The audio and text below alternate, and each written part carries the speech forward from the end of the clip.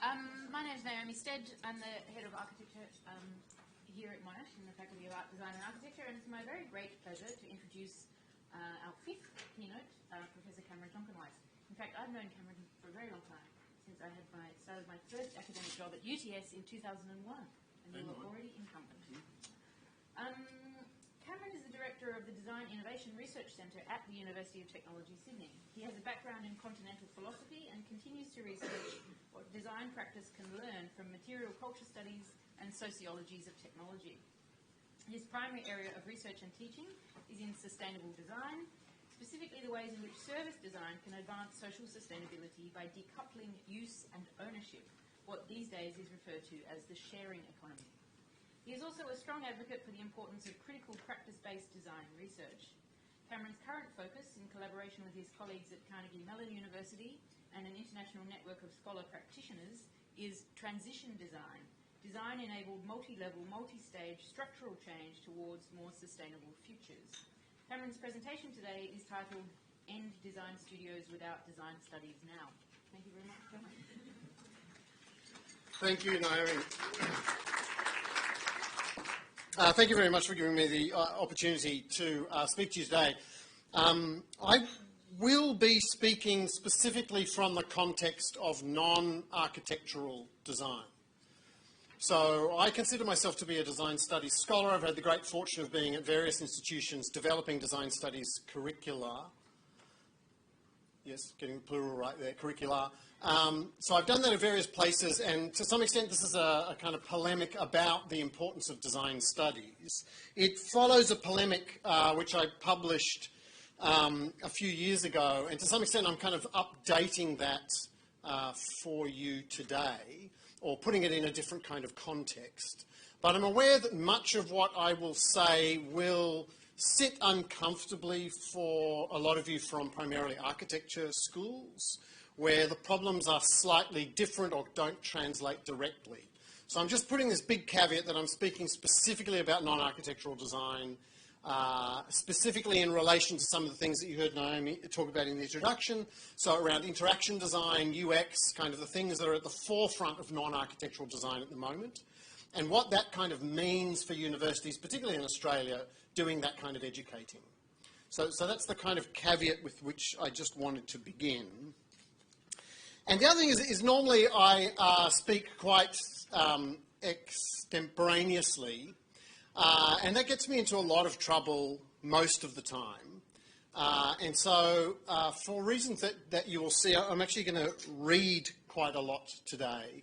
And so I apologise for that also. So I'm just trying to keep myself a little more coherent and at certain points avoid libel. That's just that's to excite you. Now you're kind of wondering which bit is actually going to be libelous. All right. So please forgive me if I begin personally, which, to some extent Yoko totally allowed yesterday. I don't think I have the same rights. I have a very I have the boringness of being privileged. So I think it's very boring when people like me talk personally. But you can blame me having spent 10 years in the US, where talking about yourself is a skill. And this, in fact, is the first kind of story I want to tell you. There are many things I do not miss about US universities, such as their prohibitive iniquity. But I do miss teaching and researching in the US, having done that for 10 years. With regard to the latter, research in the US, at least in the non-sciences, is about time more than money. And consequently, it's less structured around grant priorities. And I will just make an aside here to say, design research that is not technically focused, that is, as I believe it should be, focused on social design, is not expensive. Nobody needs grants to do social design research. They need time. And that's the one thing you're never allowed to ask for. Try and get salary release from the ARC, and your research office will tell you you're insane. So I was liberated from that in the US, and I could not have developed transition design, for example, with my colleagues Terry Irwin and Gideon Kossoff and now a series of other people. I could not have developed this within Australia, because this was a speculative labour done over sort of northern summers. in which we were curating resources and perspectives, and we were generating productive ways of doing human-scale design-enabled systems-level change. But it was a speculation. We had no idea whether it was going to work. It wasn't particularly research. It was kind of desk-based with a bit of design. It was something, nevertheless, that has been incredibly impactful. So it's very sort of ironic that it would be almost impossible to do this kind of research in this country. The scale of its ambitions and the way in which we developed it. And then I should also say, my best teaching experiences have been teaching graduates in the MDes program at CMU. The students had an eagerness to learn that made teaching both easy and rich. And this eagerness came from, I would suggest, a culture that normalised undertaking grad school, at least amongst a certain class of people. It's not quite the Bologna Accord there of a kind of 3+2, just going straight onto the 2 and then maybe even another 3 for the PhD. It's not that European sense.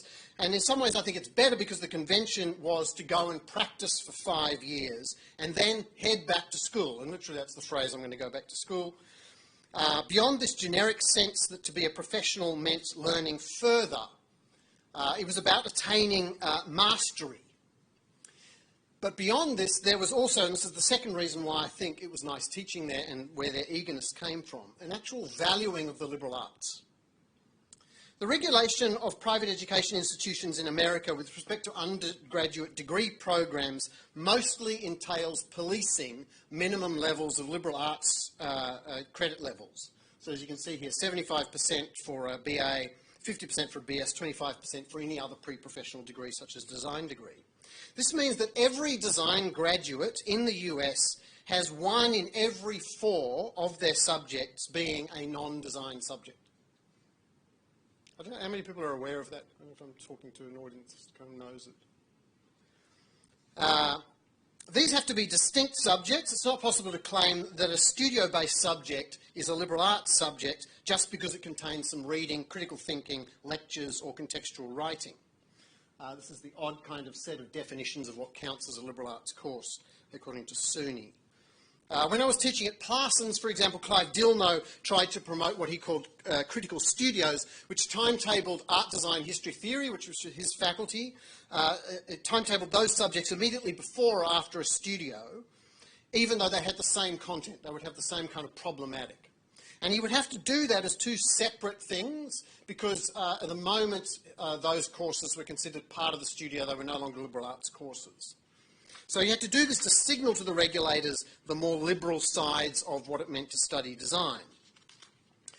Students,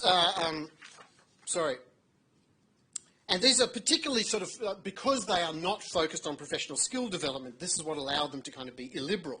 It should be noted in this context, the study of the history and theory of design, obviously, the study of designers, the study of the socio-ecological impacts involved in incorporating designs into everyday life, cultural material studies, visual material studies, that kind of work, and even studying the process of designing itself are all actually considered liberal arts subjects because they are studying about design rather than how to design. So the idea is that there's not a direct relation to warrant them being called illiberal. So it's very interesting. If you study business models, if you study about business models, it's a liberal arts subject. If you study how to make a business model, it's an illiberal subject. Not that that's what they call it. So it's worth asking, I think, what percentage of your own design degree programs involve learning things other than how to design, and then comparing your graduates to the graduates of North American design degree programs. What might the latter know that your graduates do not, and what would that mean for the way they design? It's not a controlled question. There are many other factors involved, the poverty of American high school education, for example.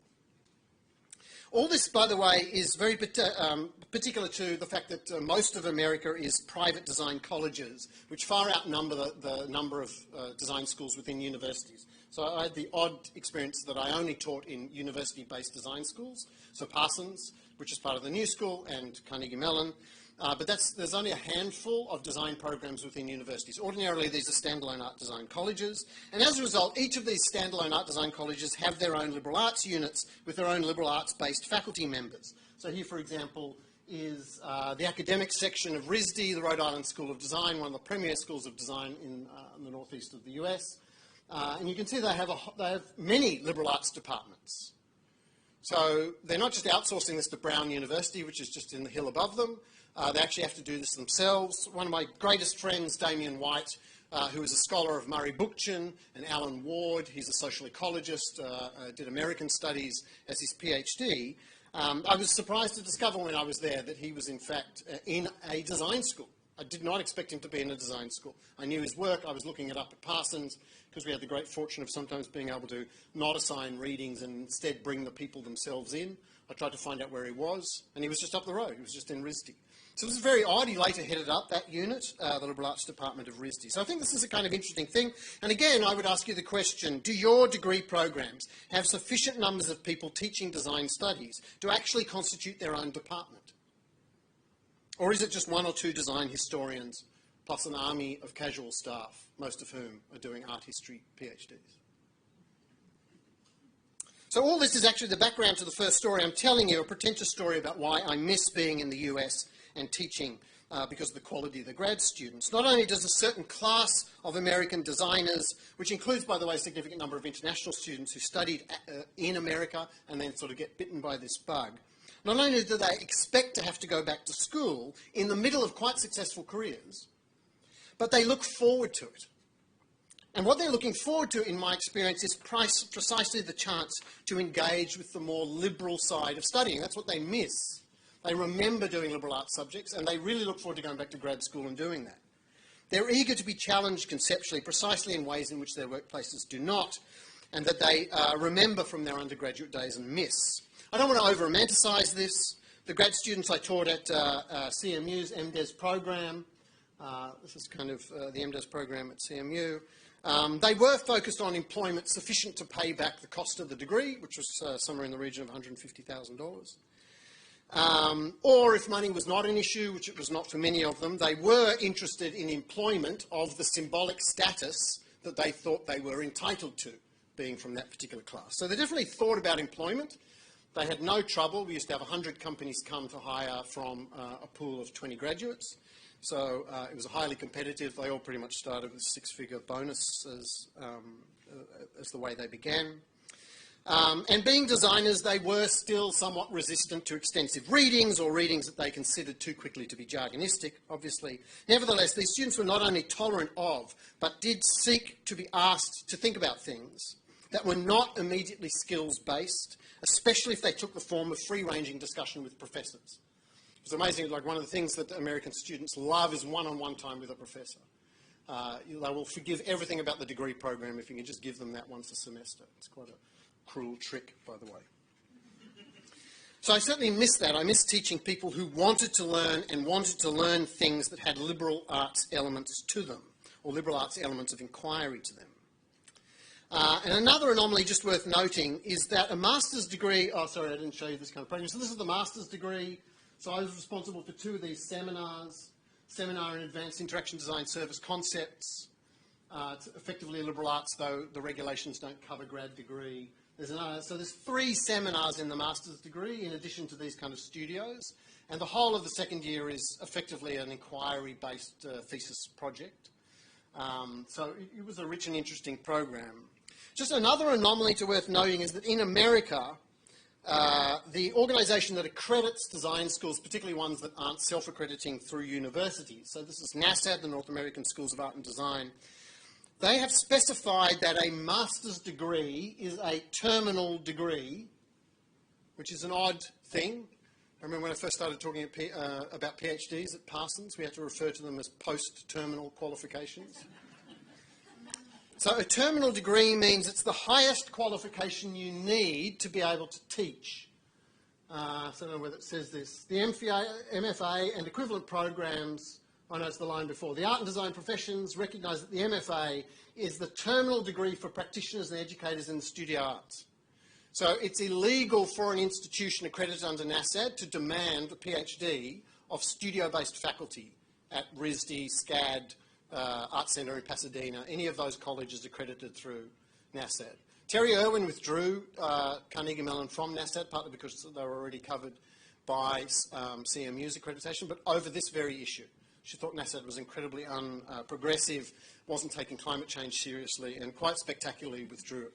And it caused quite a ruckus around America when she did.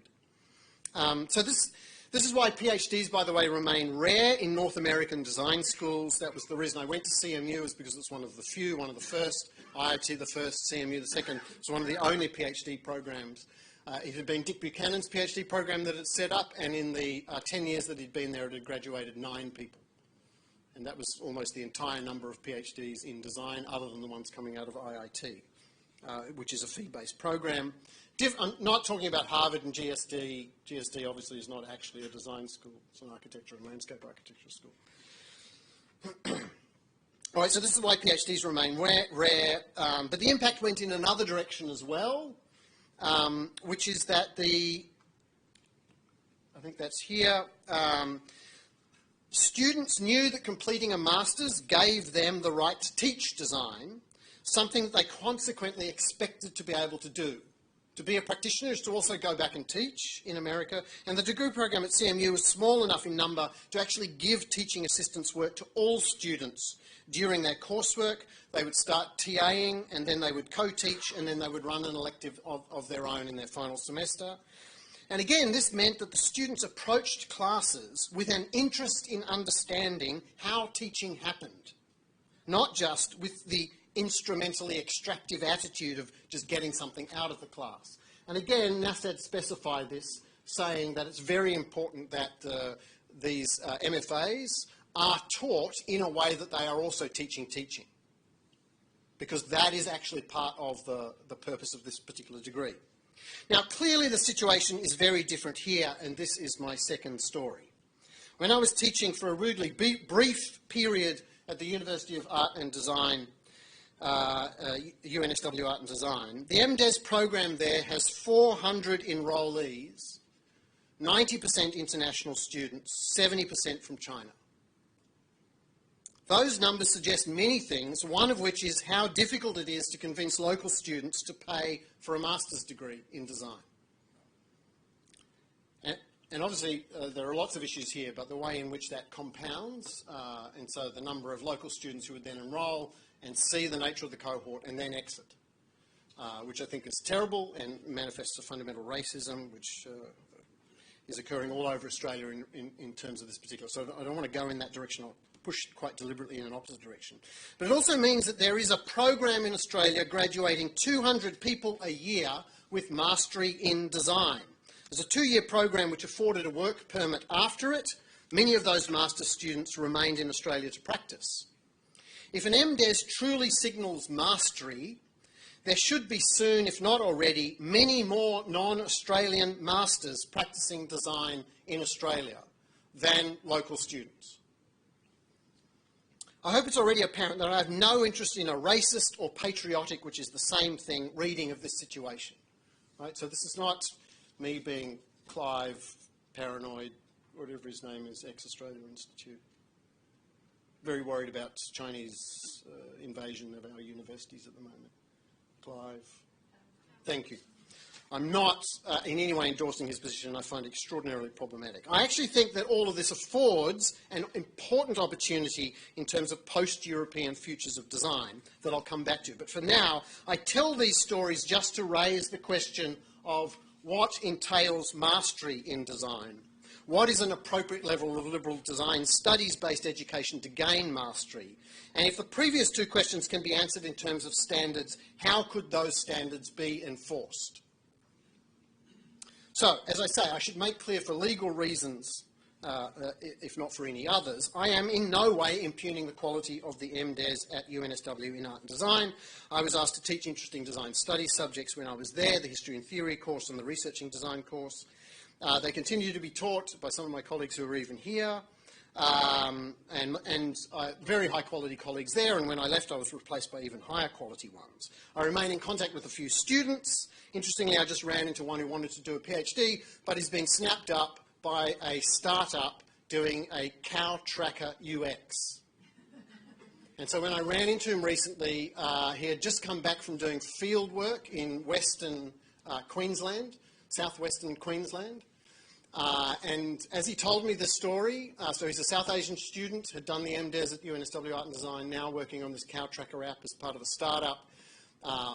I felt terrible because I did not in any way prepare him for that type of research when teaching him researching design as part of the MDes. I didn't teach him how to handle red dust, and I did not teach him how to handle the kind of rising neo-fascism that occurs in Western Queensland. I should just note, by the way, as an aside, how awkward and how many people are feeling uncomfortable about me talking about another program's degree like this. Yeah, I know, there's a kind of schadenfreude of pleasure, but do note how rare it is that we do this. So some of us are in the privileged position of being asked to be kind of external assessors, external examiners, but otherwise we almost never know.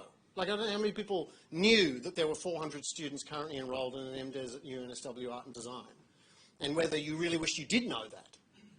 And why the hell don't we know it? Like, why don't we talk more? Where would we talk more? What would be the forum for that? Where can we actually talk about each other's kind of degree programs and those general directions? So I do think there's an uncomfortableness about this, and I just wanted to register that.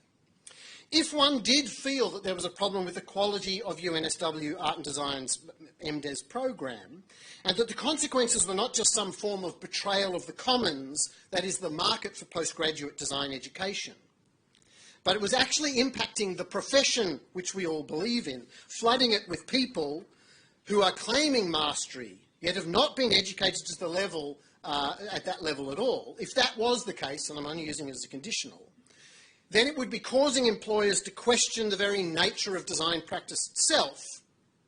And what would we do about it?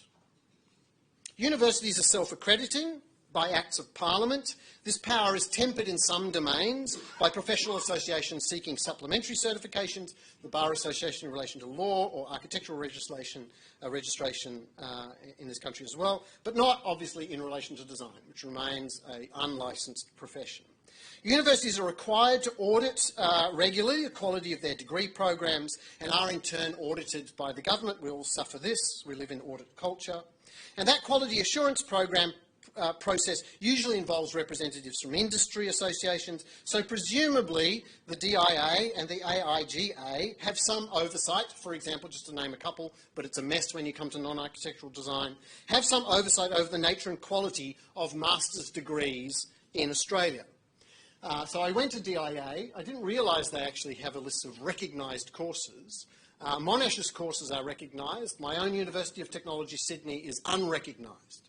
I'm teaching an unrecognised program. But if you look at the recognition is just Texas one, and then you pay money to the DIA to get it listed on their website. I don't think they do any other certification. I could be wrong. But certainly those 2 dot points are the only 2 dot points of the criteria. And the criteria is just, have you been accredited by someone else? So this is a list of people advertising on the website. It's not a list of registered courses. Anyway. I suspect that members of industry, which dominate organisations like the DIA, are generally less interested in the type of mastery that advances the practice of critical research-led design-based change, something that might come from content more focused on design studies, and that they are in fact about increasing the supply to industry of the job ready. And it's worth underlining these issues right now. Talk to any strategic or service design company. I don't know how many people know strategic or service design companies. Yoko's left and works heavily with the service design associations in Melbourne. If you were to talk to anyone who is a service and strategic designer in Australia, invariably you are talking to somebody with an accent who was educated overseas, and the only topic of conversation will be to how to increase the pipeline of people who know something about service and interaction design from current programs. I was out of Australia for a decade, and in that half I was teaching at one of the leading interaction design schools in America.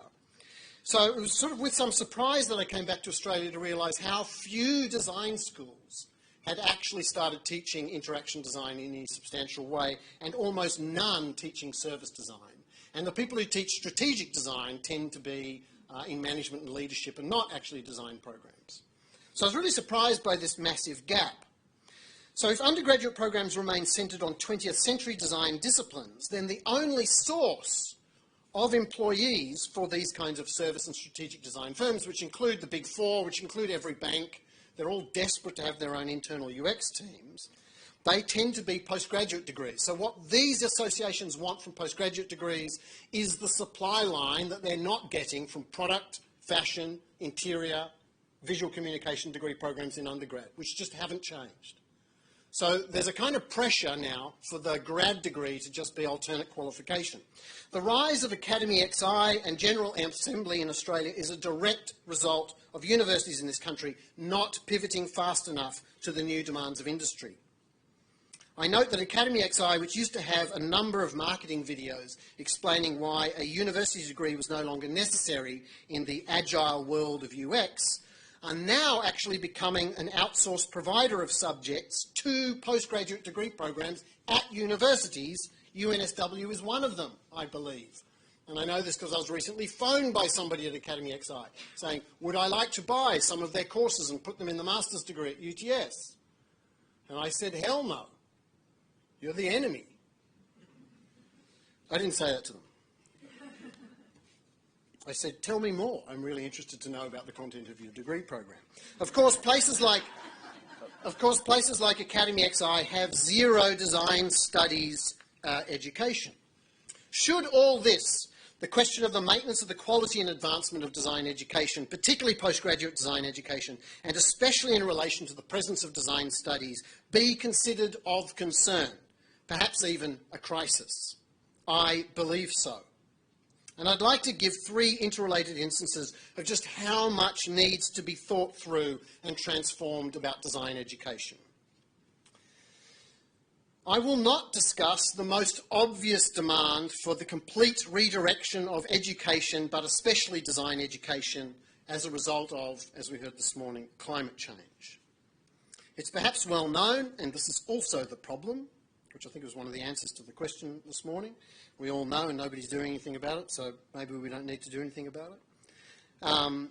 That being well known does not entail action, especially not appropriate to the scale of the problem. So I think it's important to register. I'm not talking about this, so this is just an aside. I think it's important to register that Tony Fry, one of the most significant non-architectural design theorists in Australia, keeps reminding us that there is a good chance that climate change is eon-ic. Right? It is of the scale of an eon. It is civilizational in its scale. That humanity has been in the process of settling down for 50, 100,000 years, that we've been concreting ourselves into increasing dense built environments, with just a few years ago the majority of humans now living in cities, and that's increasing as a percentage. So we've been settling down and literally locking ourselves into infrastructures and systems at the very moment at which we're going to have to do massive radical restructuring of every single built environment and every single infrastructure we have, if not actually relocating most of the cities that we dwell in. Like, this is civilization level change, and we should be talking about nothing else. The only thing we should be educating people for is how the hell do you get cities that people are still living in and restructure them and move them? Like, that's the challenge. That's not the challenge that I'm currently talking about. So let's just assume that that's happening in the background. It's fortunately being taken care of, and let's consider some other things. So the first thing I'd like to talk to you about is quite literally talking about this thing that I talked about in my second story, which is the number of degree programs and the scale of Chinese students here. And I'm not picking on China here, except insofar as it gives me a particular opportunity to talk about certain discourses of design studies. So given the proportions of Chinese students, and I think, particularly in design schools, so one of the things I noticed about UNSW Art and Design is that it certainly feels like there are less emphasis on verbal literacy in design degree programs because they cater to visual thinkers and spatial thinkers. And so they do attract generally students not having such a high level of literacy or not wanting to engage so much in English literacy. And so I think there's something particular about design in relation to the overall scale of East Asian students coming to Australia for this. Given these proportions, and I choose China only one of many examples for design students, you would expect that design schools everywhere across Australia have undertaken significant research into Chinese culture and worldview with respect to education, but also with respect to jobs and family, tastes, expectations, values, visions for the future. I mean, just given the fact that we are doing this level of exploitation, you would have thought some level of reinvestment would have gone to learn something about those students, not least so that we can deliver a better quality of education.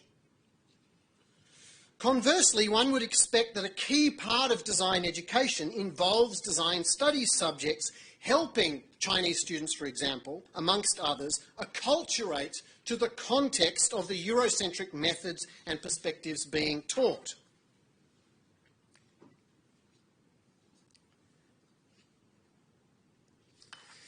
Consider, for instance, that China is neither capitalist nor democratic, and yet also, in ways not well understood, it is also not simply communist or autocratic.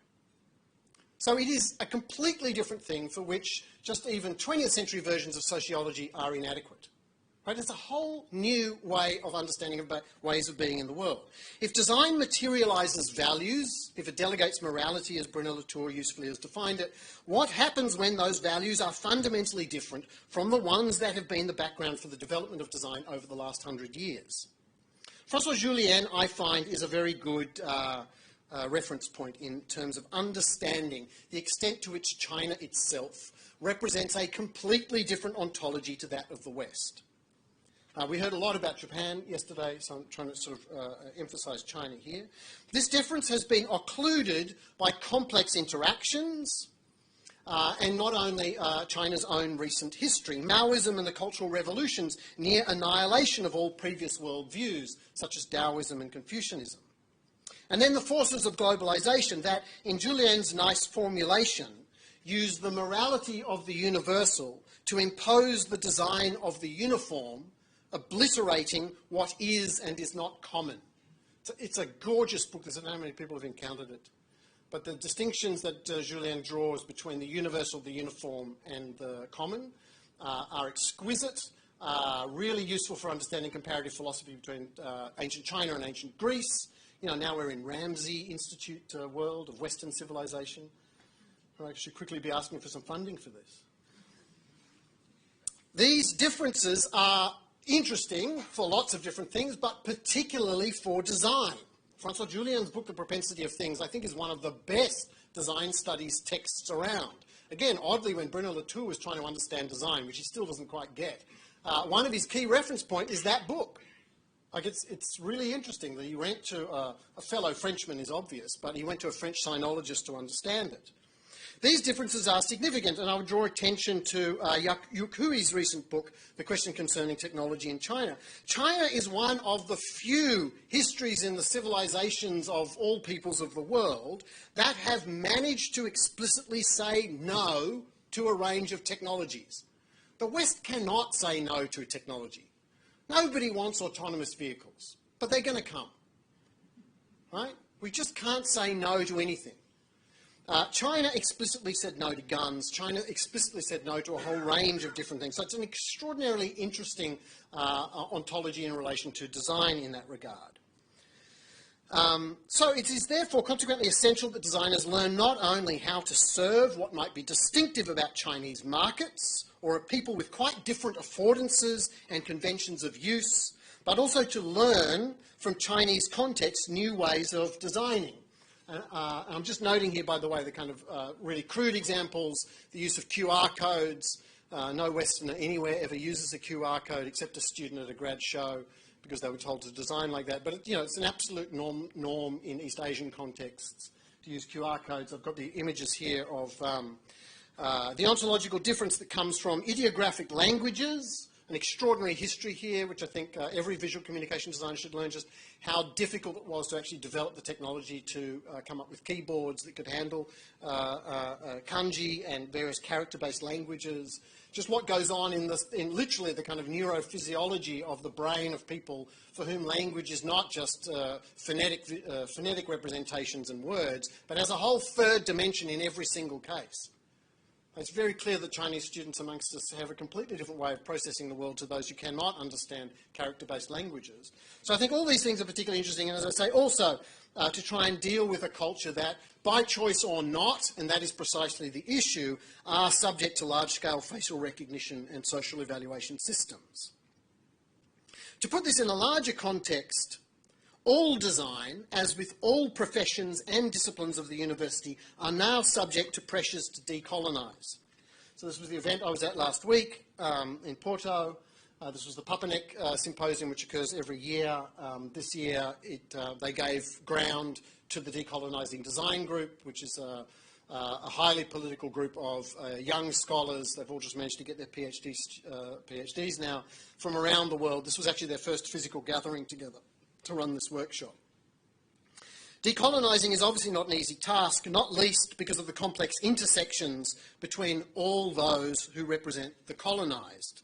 The difference between First Nations perspectives, as occurred in the first keynote, those subject to racism or sexism or gender norming, but also the complicated to untangle ways in which the working class themselves remain a kind of colonised people. We're in the middle of celebrating 100 years of Bauhaus. I don't know whether that's come down here. We just had a symposium up at UTS. When our entire focus should actually be working out how to break free of those colonially modernist universals. And all this at the very moment at which fascism is proudly reasserting itself in social media and even on our streets or in various presidents of the United States. These matters should be an absolute priority, and by absolute, I mean that there should be a capacity to deprioritise, if not put a complete stop to, all other design research domains. And if governments are not setting these priorities because they don't have an adequate understanding of design, which I think is patently obvious, even the ARC, and they have no knowledge of design studies, which is not really actually a thing, then, let alone inadequate understandings of the project of decolonisation, then we need cross-institutional associations that can lobby forcefully for those priorities. Okay, second example. Chinese approaches to social technology draw on another important challenge, less cultural and more philosophical. The nature of Western modes of being are structured around beings, or in more common parlance, around things. In 1935, Heidegger's Kant seminar was entitled, "What is called a Thing?" And he notes that things, as the West has come to depend upon them, have self-containedness. The presumption of static coherence, or what could be called their being finished, distinguishes objects from natural beings that become over time. And again, we've been hearing some of this. I was just listening to the presentation on VR and understanding of fluidity there, so I'm referring more to 20th century disciplines of design rather than current experience of technology. Thingliness is particular to the kind of things that get produced by artisans or the products of design. Design is that by which things, with multiple components and functions, are made to cohere. What you learn as a designer is how to make things cohere, how to resolve. The crit is, this isn't resolved, this component looks like it's still hanging off, the interaction isn't smooth, you haven't got a kind of uniform governing, because what you're trying to do when you design is make a thing of something, right? You're trying to make it hold together. In the kind of Simondonian sense of kind of constituting a technical object, you're trying to make it feel thing-like so people stop thinking about its components. However, the ontological nature of things is changing, and it's being changed into something that is no longer comprehensible as thingliness. So I just, prior to going to Porto, I had the great privilege of hanging out with Heather Wiltsey and Johan Redstrom, who've published this incredible book and are now doing follow-up work, a kind of international research project on the good life in relation to changing things. What we now have are changing things, things that change, not things that are finished, not things that are self-contained and coherent. We do not, for example, own our goods anymore. They seem to change overnight. They are a realm of the artificial without physical or material cultural constraints. Design itself is a continuous process working with a new category of thing, which is neither the not yet a thing of a prototype, nor the self-enclosed thing of a finished product, but rather the minimum viable product. Right? I don't know how many people are familiar with MVP language in Lean Agile discourse. So whatever you're teaching designers in your design schools, totally irrelevant. They don't do studio-based learning, studio-based designing anymore. They go and work for a tech company and they get forced to do this kind of cycling, rapid cycling. And the weird thing is that an MVP, the product that you actually produce and issue to the market, it's not a prototype kept within the protective realm of a studio. It's actually issued to market. Right? Everyone knows, the person who buys it, the person who's made it, the company, everybody knows that that thing is not quite the thing. And yet it has enough thingliness for people to actually buy it and use it, knowing that it's going to be changed, that it's going to pivot overnight or get bricked, right? That it's constantly going to be updating. So these things are constantly modifying, and this is not just some mere addition on the top of Western versions of thing. This is a fundamental change to the ontology of what it means to be a human. Designers are now in a continuous process working with this new minimum viable product, or what Heather Wilsey and Johan Redstrom call the fluid assemblage. All that is happening at the moment in terms of value creation centres around this ontological shift, one that renders completely redundant current modes of completed thing-oriented designing in any of the subdisciplines of design. Think of responsive design systems in communication design. Like that's a fundamental shift for any visual communication, any graphic design program. Responsive design and 20th century graphic design, incoherent, incommensurable. Think of circular design in fashion. Think of domestic appliances that are rendered unusable while they update or forever because they are no longer updatable. All this is happening at the same time that we suffer through the tail end of neoliberalism and its continued devaluation of care in the name of the logic of choice. In other words, we are told that product service systems give us more choice when the changing nature of these things mean that we have less autonomy in regard to any of those choices. In this context, design remains deceptive, ignorant or willfully about the true nature of goods, that a product's declared primary use, for instance, is in fact secondary to its harvesting of data. All of this is part of the political problem that is leading people in exasperation, I believe, to vote for those people who look like they might finally be able to put a stop to this by fiat. So you've got to understand, when Trump decides to suddenly go after Huawei, in certain people's minds, he's going after the very fact that people have lost control of their devices in their own houses. Now, he's not, because it's Apple itself, supposedly now being produced in America. But the logic is, you know, I've lost control of being. I can no longer be a subject in this world. Things change all the time. And designers have done this, but they don't understand it because there isn't sufficient design studies education. What is the design studies that, sorry, I was going to point out just some other kind of indications here. This was a very beautiful article by Megan Neese, as you can see, works for Future Lab at Nissan. This was a moment which, as a trained product designer, actually from CMU, recognises that a connected car cannot be thought of as a product.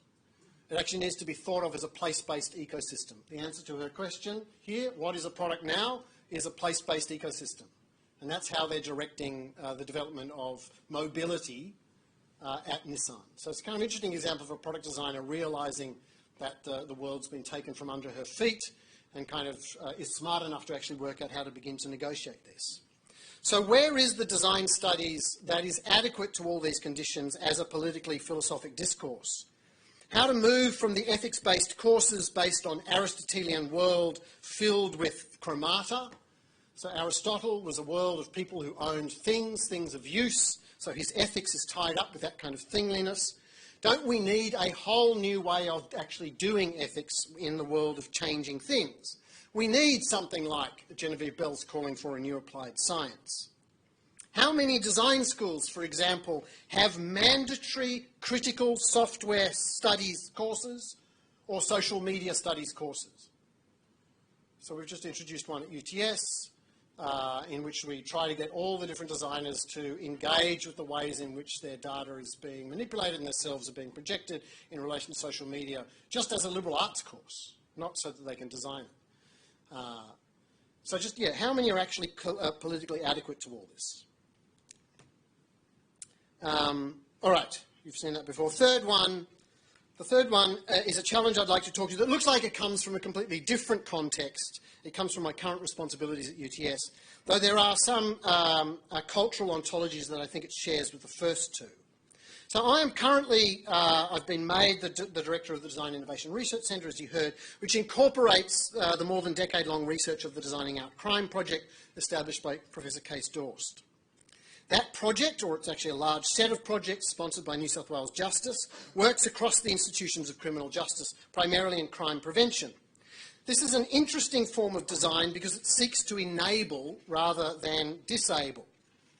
Or to be more precise, since it aims to differentiate itself from CPTED, if people know CPTED, Crime Prevention Through Environment Design, which sort of leads to aggressively militant defensive architecture, so that's bollards and bulletproofing and floodlighting and, you know, surveillance everywhere and playing Frank Sinatra to make teenagers go away, for example, or another defensive architecture strategy. So instead of us doing that work, the whole pitch was we wouldn't come up with those kinds of quite aggressive militant versions of crime prevention. We would instead try to disafford certain types of interactions.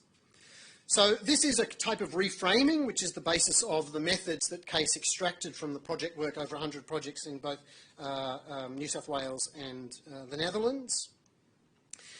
Design, by contrast, focuses on the positive dimensions of living, and it tries to change behaviour through potential efficiencies and effectivities and pleasures. It's about enticing. Designing Out Crime tries to instead focus on the negative dimensions of what it means to live together. There is an overlap. They do try to promote pro-social behaviour, as it's awfully called, and they do this as part of the problem reframing process. But what I believe is most interesting about the work is that it attends to social practices that need discouraging without being outlawed or policed. So how do you discourage? So the point I'm trying to get to here is designing away things rather than designing towards things is a complete shift for the nature of designing.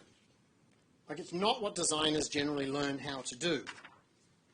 Consider, for instance, Ellen Ostrom's famous work correcting Garrett Hardin's neoconservatively political disparagement of commons. Many consider the commons to be moments of human decency, but Ostrom's anthropologies emphasise the importance of agreed-to conventions governing the use of the commons with systems of graduated punishment, number 5,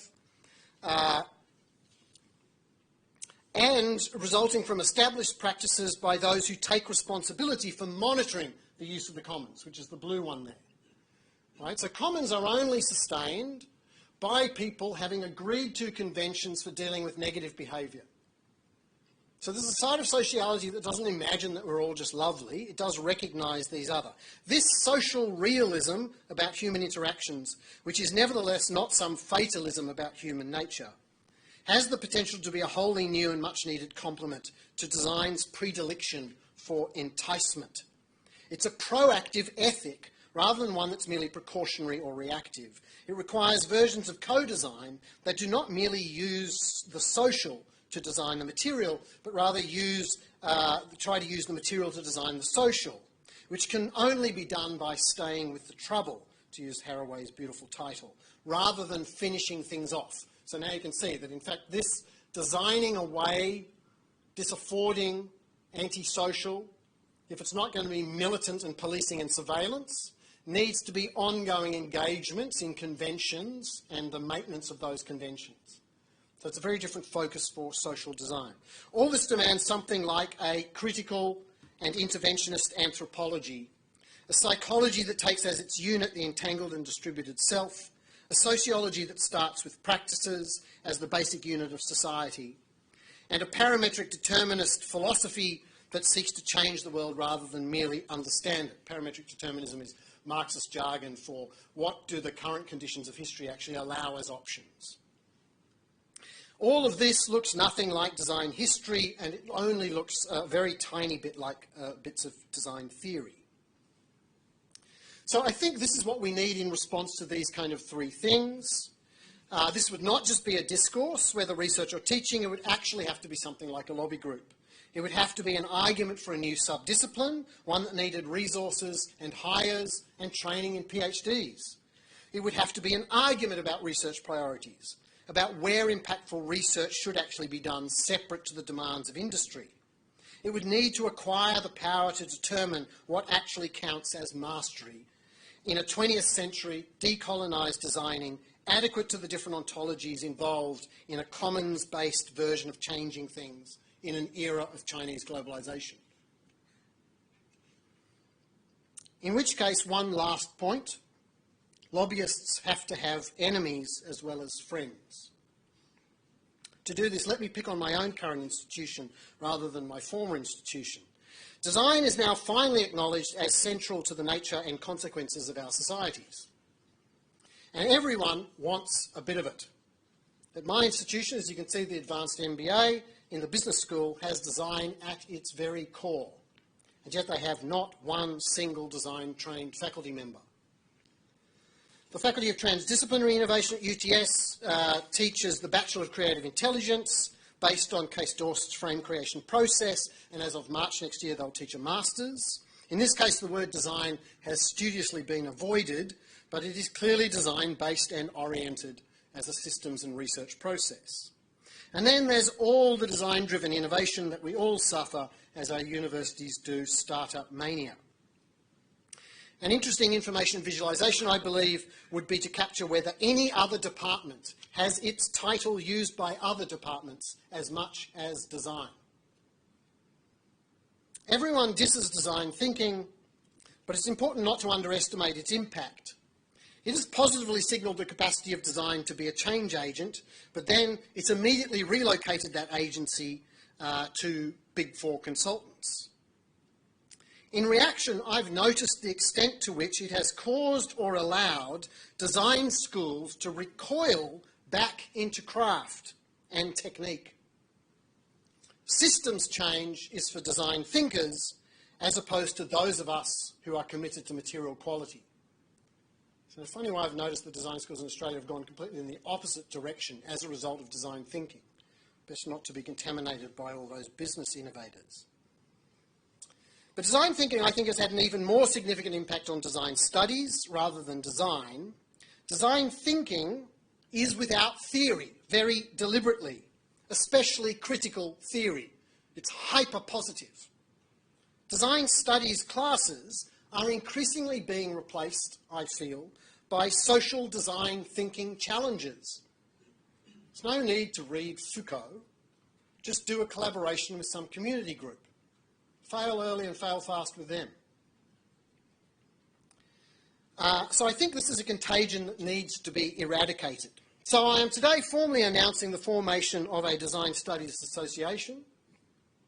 This will launch with an inaugural gathering sometime between ServDes, which is the beginning of July in 2020, and DRS up in Griffith, which is the beginning of August in 2020.